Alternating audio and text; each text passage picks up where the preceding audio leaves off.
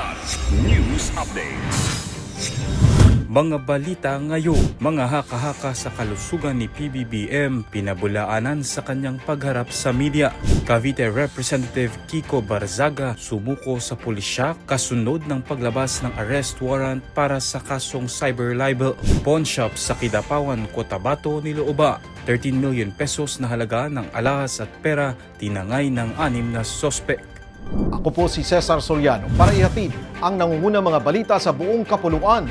Ngayon, Humarap si Pangulong Ferdinand Marcos Jr. sa media upang pabulaanan ang mga kumalat na balita hinggil sa kanyang umano'y nangihinang kalusugan.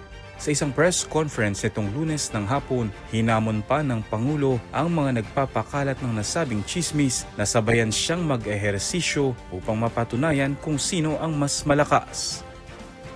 Ngayon, tiniyak ko na makita ninyo na hindi totoo yung mga sinasabi nila na kasinungalingan yan.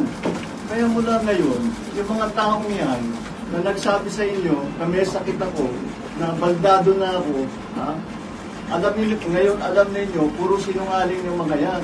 Kaya lahat ng sasabihin ng mga yan, kasinungalingan. Kaya huwag nyo nang paniwalaan kung sino man yung mga yun.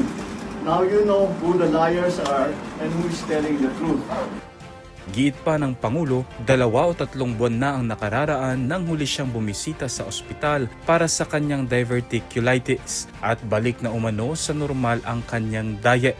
Matapos ang press con, tumakbo pa si Marcos mula sa New Executive Building patungong Malacanang Palace bilang patunay na siya ay nasa maayos na kalusugan at pisikal na kondisyon. Kusang sumuko si Cavite 4th District Representative Kiko Barzaga sa Dasmariñas Component City Police Station nitong Lunes ng gabi, April 30.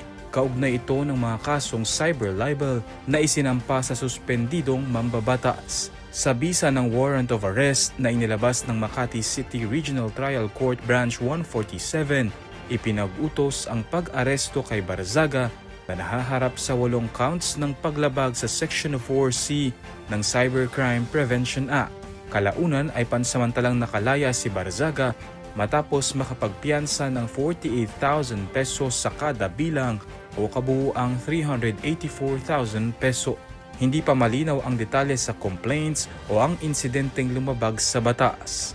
Bagamat matatanda ang sinampahan ng multiple cyber libel complaints si Barzaga na business tycoon Enrique Razon at House Deputy Speaker Ronaldo Puno nitong taon.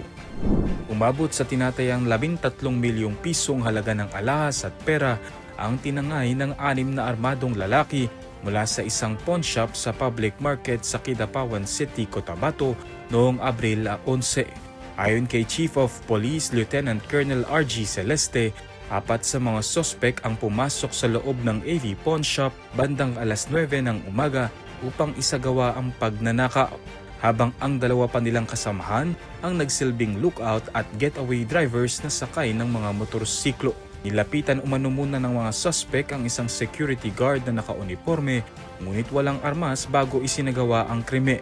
Mabilis na tumakas ang mga suspect gamit ang 2 motorsiklo. Tukoy na ng mga investigador ang ilang persons of interest batay sa CCTV footage. Patuloy ang operasyon ng pulisya upang matunton ang mga ito.